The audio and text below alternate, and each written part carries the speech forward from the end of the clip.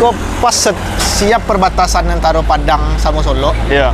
Nah, setelah perbatasan tuh, Beko sana kalau dari Padang tuh lanjut sekitar sekian ratus meter, Beko nampak saya tuh rumah makan Mintu, tapi jalan pasti pernah nampak. Oh favorit. Oh favorit. Apa? Panas-panas. Bumbunya menyatu jo dagingnya yang lah. Tumbuh-tumbuh dia tok-tok kan. Mak, My God. mak. Bumbunya tuh enggak lebay rasanya doh.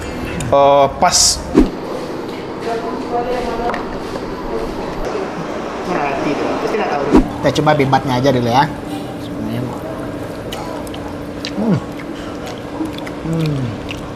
Empuk aleh.